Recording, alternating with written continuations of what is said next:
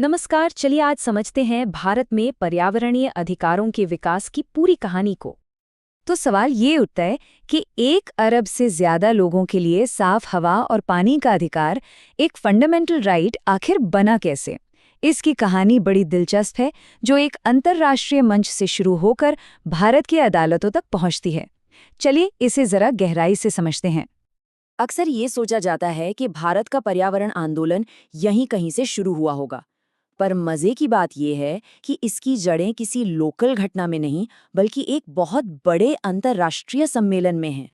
हाँ, 1972 में स्टॉकहोम में दुनिया भर के देश इकट्ठा हुए और ये पहली बार था जब पर्यावरण को बचाने की बात एक ग्लोबल एजेंडा बनी। ये पूरी दुनिया के लिए एक तरह का वेकअप कॉल था और भारत ने इस आवाज को सुना।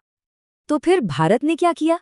इस नए ग्लोबल अवेयरनेस के बाद भारत ने भी कमर कसी और पर्यावरण की सुरक्षा के लिए अपना कानूनी और संवैधानिक ढांचा बनाना शुरू कर दिया।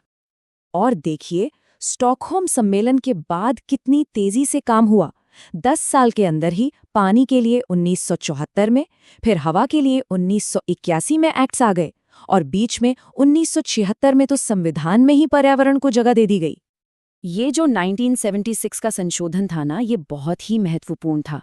इसने साफ कर दिया कि पर्यावरण को बचाना सिर्फ सरकार का काम नहीं है, बल्कि ये देश के हर नागरिक का भी कर्तव्य है। एक तरह से ये एक साझा जिम्मेदारी की नींव रखी गई।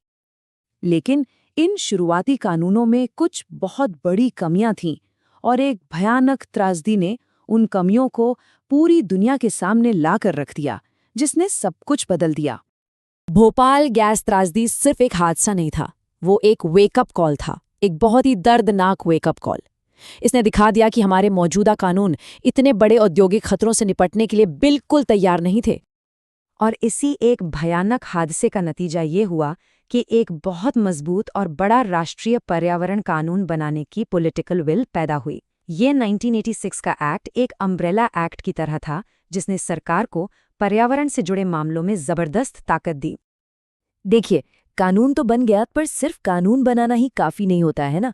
जब बाकी सिस्टम फेल होने लगे, तब भारत की न्यायपालिका यानी जुडिशरी ने एक असाधारण कदम उठाया। और वो कदम था जनहित याचिका यानी PIL। ये वो चाबी साबित हुई जिसने अदालतों के दरवाजे आम लोगों और एक्टिविस्ट्स के लिए खोल दिए। अब कोई भी किसी भी बड़े पर्यावरणीय मुद्दे को सीधे सुप्रीम कोर्ट ले जा सकता था। और इस पूरी न्याय क्रांति के हीरो बनकर उभरे MC मेहता जैसे लोग। गंगा में गंदगी फैलाने वाली फैक्ट्रियों से लेकर दिल्ली के एयर पोल्यूशन तक, उनकी याचिकाओं ने सुप्रीम कोर्ट को एक्शन लेने पर मजबूर कर दिया। और सुप्रीम कोर्ट ने जो किया वो कमाल का था। उन्होंने एक बहुत ही क्लेवर लीगल लॉजिक का इस्तेमाल किया।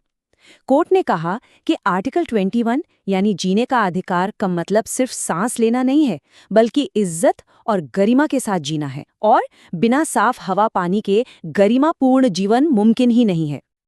और इस सोच को इस एक कोर्ट ने हमेशा के लिए कानून में सीमेंटिंग कर दिया। इस एक फैसले ने एक साफ सुथरे पर्यावरण को हर भारतीय का मौलिक अधिकार बना दिया। तो इस जुडिशियल एक्टिविज्म का नतीजा क्या निकला? कुछ ऐसे सिद्धांत बने जो आज भी भारतीय पर्यावरण कानून की नींव। पहला सिद्धांत बड़ा सीधा सा है, द पोल्यूटर पेज प्रिंसिपल। मतलब जो गंदगी फैलाएगा वही भरपाई करेगा। सिंपल। इससे पर्यावरण को नुकसान पहुंचाने वालों की एक साफ वित्तीय जवाबदेही तय हो गई। दूसरा है द प्रिकॉशनरी प्रिंसिपल। मतलब इलाज से बेहतर बचाव है। हमें किसी प्रोजेक्ट से होने वाले नुकसान के पक्के सबूत का इंतजार नहीं करना है। अगर खतरा है तो पहले से ही सावधानी बरतनी होगी। और फिर आता है तीसरा सबसे जरूरी सिद्धांत, सस्टेनेबल डेवलपमेंट।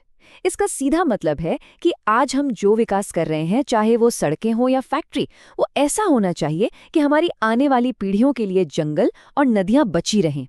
ये विकास और पर्यावरण के बीच संतुलन बनाने की बात करता है। तो ये सिर्फ किताबी बातें नहीं रह गई। वेल्लोर सिटीजन्स वेलफेयर फोरम जैसे केस के जरिए सुप्रीम कोर्ट ने इन सिद्धांतों को देश का कानून बना दिया, जिसे मानना अब जरूरी है। और यहीं पर आज हम खड़े हैं। ये आज का सबसे बड़ा सवाल है। एक तरफ तेजी से विकास करने की जरूरत है, और दूसरी तरफ वो पर्यावरणीय अधिकार हैं जिन्हें बड़ी मेहनत से हासिल किया गया है। इन दोनों के बीच सही संतुलन खोजना ही आज की सबसे बड़ी चुनौती है। एक ऐसा सवाल जिस पर हम सबको सोचना होगा।